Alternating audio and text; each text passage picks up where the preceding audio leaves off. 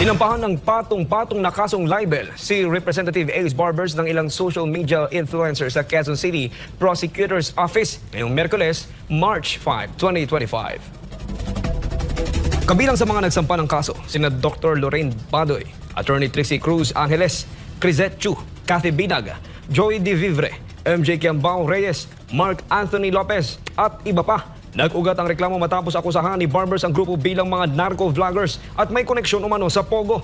Mga paratang na mariing nilang itinanggi. Ayon sa kanila, walang basehan ang mga pahayag ng kongresista at labis itong nakakaapekto sa kanilang reputasyon at kabuhayan. Dahil dito, naghain sila ng kasong libel para ipagtanggol ang kanilang pangalan at pananagutin si Barbers sa kanyang mga alegasyon. Maging epekto po nito sa mga samahan po ninyo since kayo nabansagan po ng North and Togo? Siyempre may kasama na dyang pangamba, sleepless nights. Siyempre nag-aalala sa mga kamag-anak, sa mga pamilya, sa lagay namin sa mga trabaho ng ibang mga nandito, and as well to our social media accounts. May iba sa amin na monetized yung social media. May danger na matanggal pagka may fake news. So ito nga po yung yung pagko-connect na walang kabasihan talaga. Ito ay isa sa mga basehan para dun sa pag-file ng kaso ngayong araw. Eto na nga mga kababayan, naku ha, Congressman Ace Barbers, kinakarma na nga mga kababayan dahil sa kanyang sinabi sa mga vlogger na kung saan ito do'y mga bastos, no? Pinalaki ng mga magulang na bastos na walang pinag-aralan at sinabihan pang mga pogo vloggers. O kasi naman, no? Grabe yung panliliit ninyo sa mga DDS vloggers, minamaliit talaga nitong mga congressman dyan sa Tuadcom mga kababayan. Ngayon, naghain ng apila o kaso itong mga DDS vloggers dahil dito sa sinabi ni Ace Barbers. Ayan na po ha, Congressman Ace Barbers, harapin mo yan.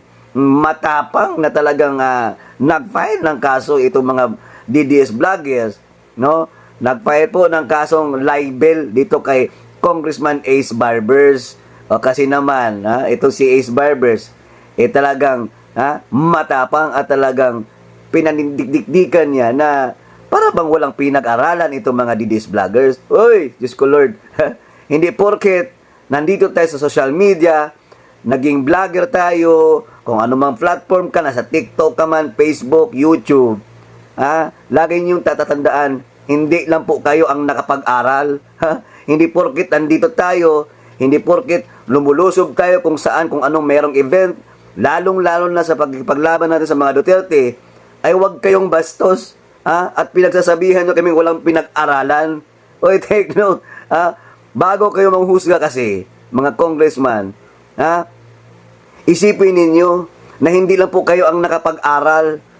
Mayroon din tayo mga degree holder, hindi naman po lahat na walang pinag-aralan. Yun po ang itanim ninyo sa inyong mga kokote at nang hindi kayo mabalikan ng mga DDS vloggers gaya niyan, halimbawa na lang dyan, talagang kinakarma ka na.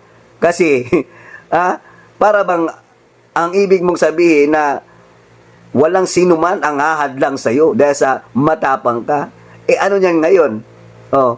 Kailangan harapin mo yan. Kung hindi, kalabuso ka talaga. Libel case pa naman yan, yung final ng mga DDS vloggers. Ito pala ang mga halimbawa mga bayan, at ito ang mga sentimento ng mga DDS vloggers kung bakit talagang nag-file sila ng kaso or complaint dito kay Congressman Ace Barbers dahil din nga sa mga banta ng seguridad kasi at saka yung maling interpretasyon sa kanila na kung saan naiilalahad na sa social media. Siyempre, ng mga private citizen yan. Hindi porket sabihin natin vlogger, ganun-ganunin na lang. Ito yung halimbawa na hindi po takot itong mga DDS vloggers natin mga kabayan. Ito po yung video, panoorin po natin. Kung ang pagpiliin ninyo ay mga katulad ni Congressman Barbers na yung asawa niya may utang na 29 million worth of luxury bags, ano mangyayari sa Surigao? And then, I just have to react on this because Ace Barbers said several times, ganyan ba kayo pinalaki ng magulang ninyo? Mura ng mura? Well, Ace Barbers, ganito ako pinalaki ng magulang ko. Tumatayo ako sa mga abusadong kagaya mo. Ikaw, hindi mo mahal ang Surigao. Bulok na yung mga minahan dyan sa Surigao. Ano na nangyari? Ang ganda-ganda ng probinsya ninyo. Yung minahan sa inyo, ano na? Ano ang nagawa? Tagal-tagal mo ng public official. Anong nagawa mo para sa kapwa mo sa Surigao noon? I mean, these are the things that you should ask yourself.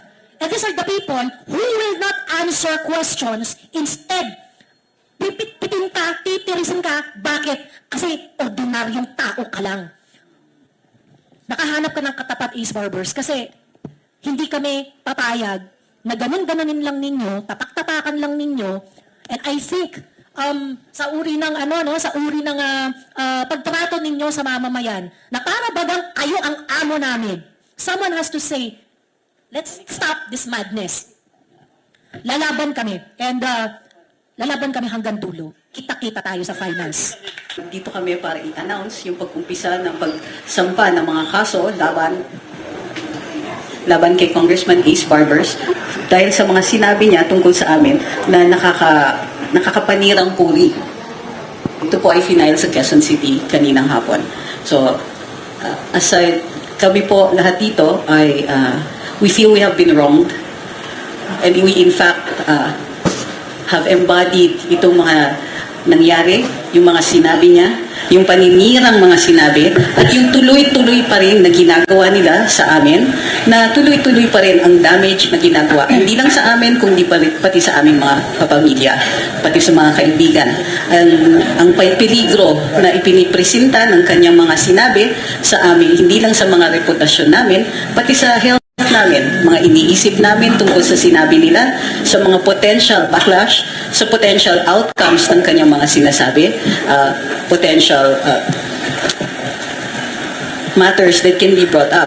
Hindi lingid sa aming atensyon o kaalaman na ang topic ng fake news ay tinitake up na pati ng ehekutibo. Hindi lang po ito nasa legislature, kung hindi naririnig na namin from no less than the President, the press secretary, sa press officer, naririnig namin from law enforcement agencies. So yung pag-akusa sa amin ng mga bagay katulad ng narco vlogger, pogo vlogger, fake news, ay umaabot, yung pro-China vloggers, ay umaabot na sa punto na akusasyon na ito, imputasyon na ito sa amin ng mga krimen o depekto na posibleng dumikit sa amin panghabang buhay. Hindi namin maaaring palampasin ito, lalong-lalo na galing sa isang tao na kongresista, na isang opisyal ng gobyerno. At kadalasan, although yung mga remarks niya dito ay hindi covered ng immunity, ginagamit din ang kanyang posisyon para makapanirang puri. Isang dahilan sa aming pagsampa ng kaso na ito para ipakita itong investigasyon na ginagawa ng Kongreso ay superfluous. Pinapakita namin by filing these cases that the law is sufficient. Kung mayroon silang nakikita na mali kaming sinabi, na may paglalabag sa batas, andyan na nga po ang batas. At yan po ay dinidemonstrate namin ngayon. Bukod sa paninirang puri na ginawa niya, ginagamit namin ang existent na sistema ng hustisya para sagutin ang aming pangangailangan dito, para mapuno yung mali na ginawa niya at magawan ng resolusyon nito. We are taking recourse with the law and with the system already in place because we believe that that system is enough.